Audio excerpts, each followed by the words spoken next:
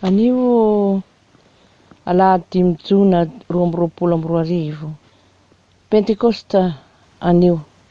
Ko dia miarahaba anao rahaba nahatratra ny Pentecoste. Dia ho aminareo anie ry havana ny fahasoavana sy ny fitiavana avy amin'Andriamanitra iray ary dia ho amintsika rehetra ny fanahy masina.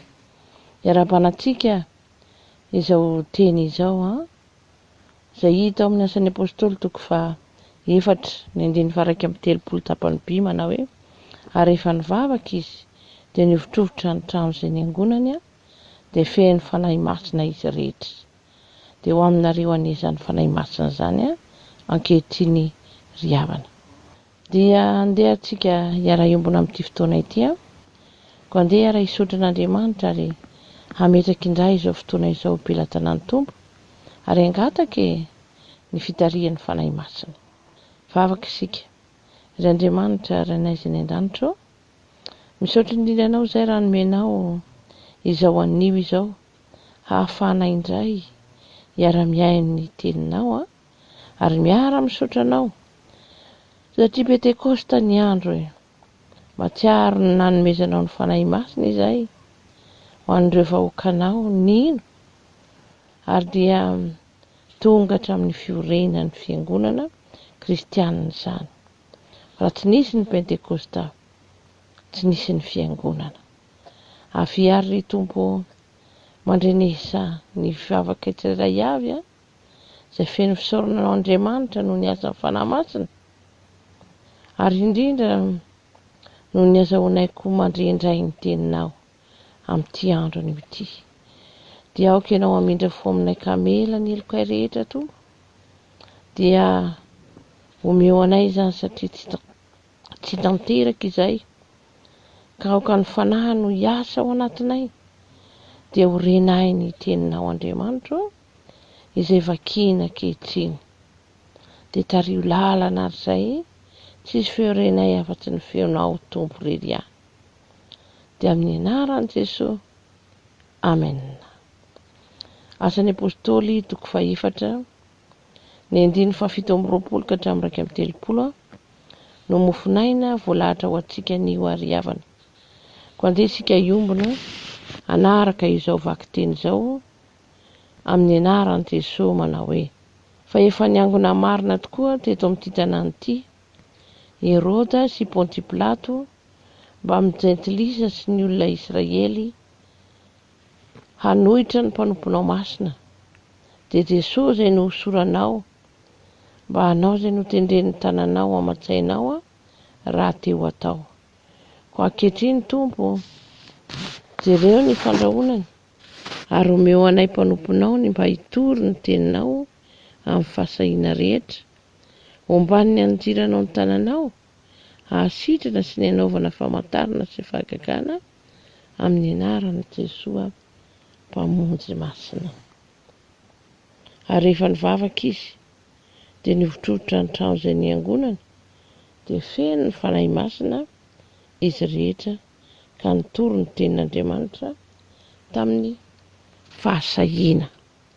Ray masino manamasina anay amin'ny fahamarinana ny teninao ny fahamarinana. Amen. Dia ho aminareo anie ry havana ny fitarihan'izany fanahy masina izany. Indro ny loha hevitra izay banjentsika amin'ity volana ity dia ny hoe mampanjaka ny fahefany ny Tompo.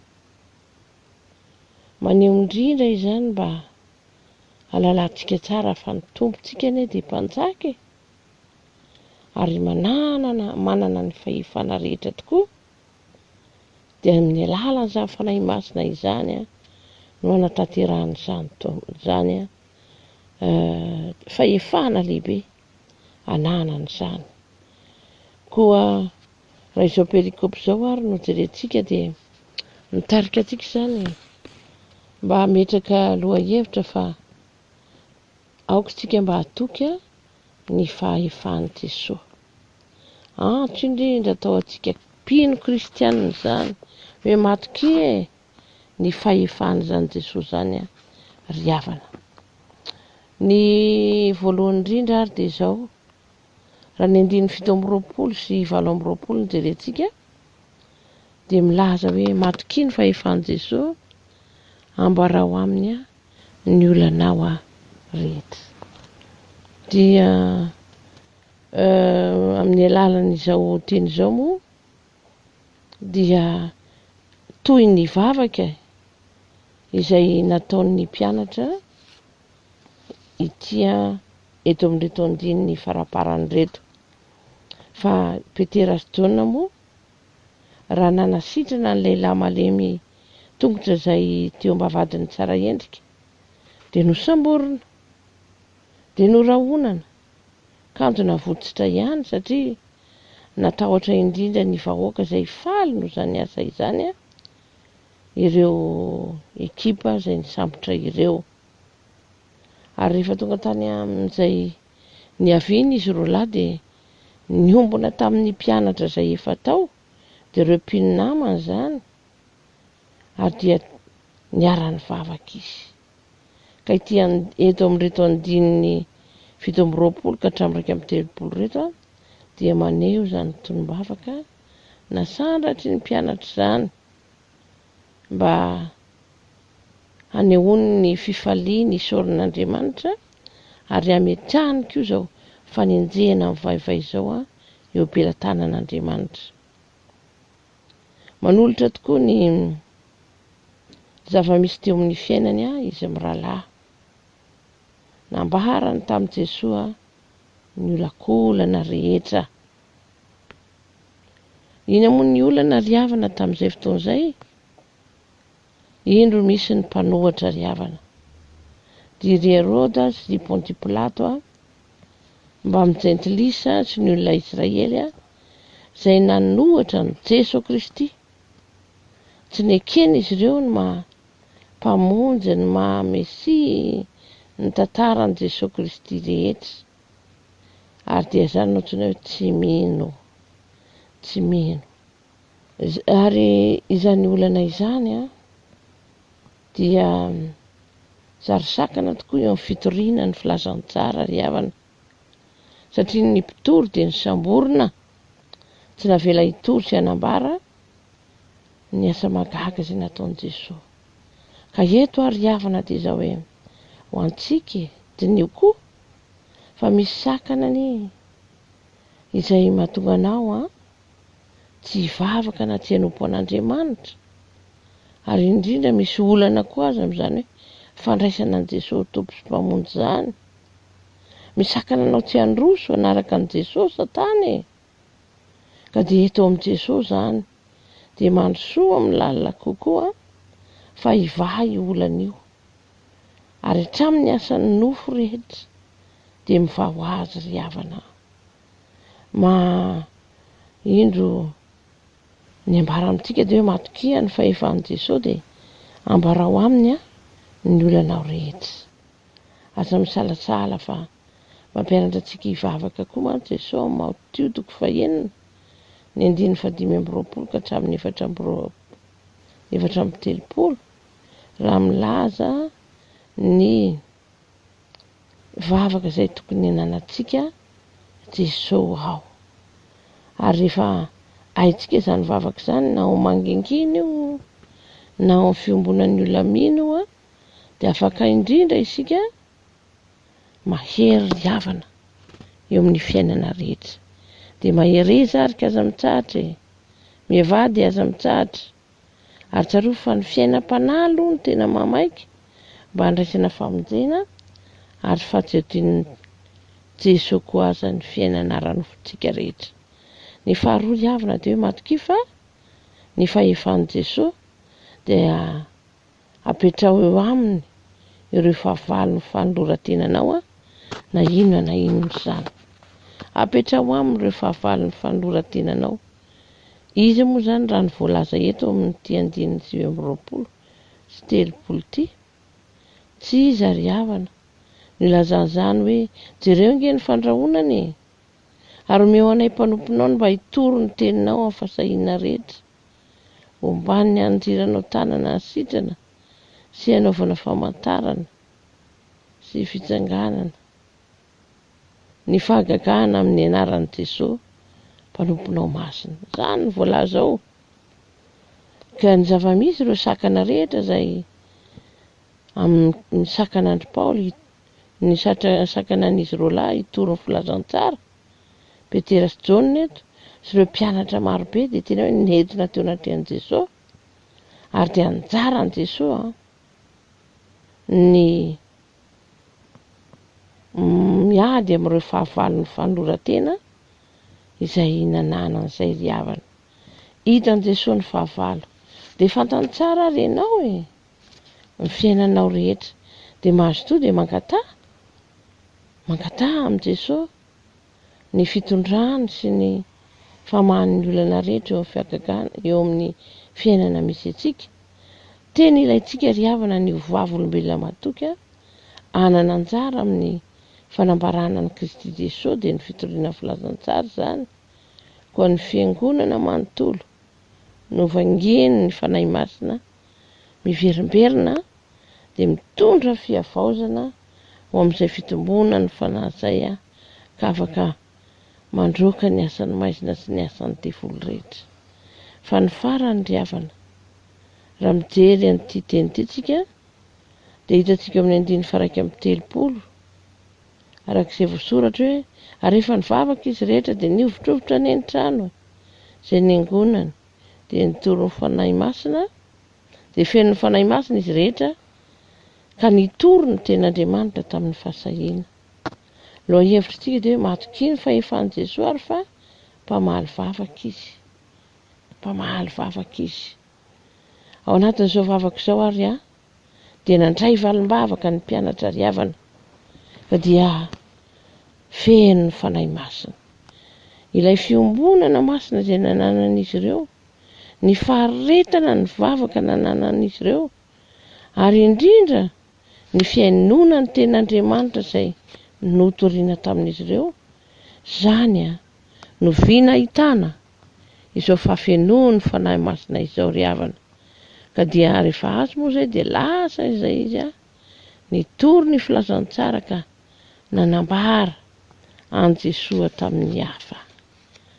Teraka ny finoana, teraka ny fanantenana. Rehefa malalo matoky ny fahefan'i Jesosy fa mamaly vavaka tokoa izany tompo izany, vavaka tsy mitahirotana izany, atao amin'ny fibebahana ary miezaka ny hanao izany ho marina eo anatren'Andriamanitra. Tsy vavaka manisy ratsy akory an'ireo mpanohitra nao ireo, fa vavaka mangataka indrindra ny fitarian'ny fanahy masina mba hanahana ny olona. Indroary ry havanao, mampahery antsika izao ten'Andriamanitra izao, fa ny famangin'ny fiangonana iray manontolo, fa ny famangin'Andriamanitra antsika fiangonana, ny kristianina tsirairay avy, amin'ny alalany izany hoe fanahy masina izany, dia mitondra fahasahiana sy hery eo amin'ny fijoroana vavolombelona, ary dia mitomba ao anatin'izany koa ny fankatiavan'ny mino sy ny fahasoavana mitafotafo an'ny olona rehetra. Itsika tsirairay avy ary amin'izao andro ny Pentekosta izao, andeharana avao ny fanoloran-tenantsika ka anatona an'Andriamanitra mba ho fenoany izany herim-panahy izantsika, ka dia hitombo hatrany ao anatin'ny fatokiana ny fahefan'i Jesosy. Manana ny fahefana rehetra izy ka afaka ampitombo ny finoantsika ary hampianjary antsika olom-baovao, olona mahery ary olona mandresy ary olona handova ny fanjakan'Andriamanitra. Dia ho an'Andriamanitra irery ihany ny voninahitra.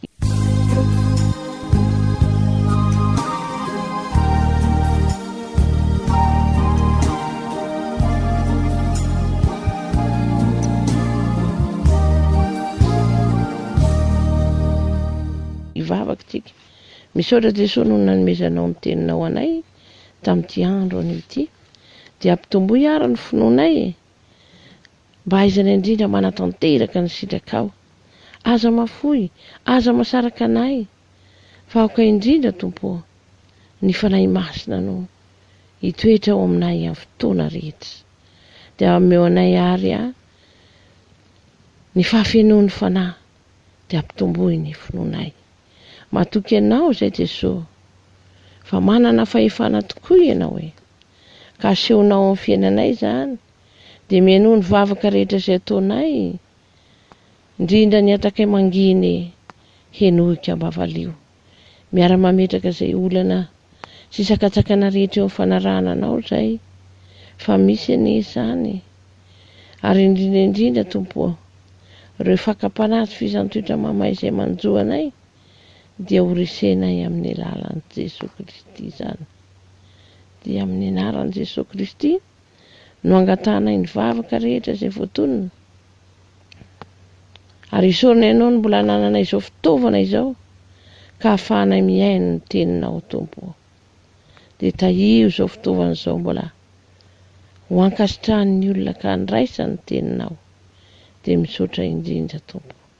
Dia amin'ny anaranao no angatanay izany vavaka izany, ary sitraka akambana amin'ilay vavaka nampianaran'ny Tompo manao hoe Rainay izay ny an-danitra, ho amasinany ny anaranao, ho tonga ane ny fanjakanao, atao ane ny sitraponao, ety an-tany tahaka ny an-danitra, omeo anay anio izay anana saza ho anay, ary mamelany ny elokay tahaka ny namelanay izay meloka taminay, ary aza mitondra anay ho amin'ny fakapanahy, fa manafahanay amin'ny raha fahanao ny fanjakana sy ny hery ary ny voninahitra mandrakizay.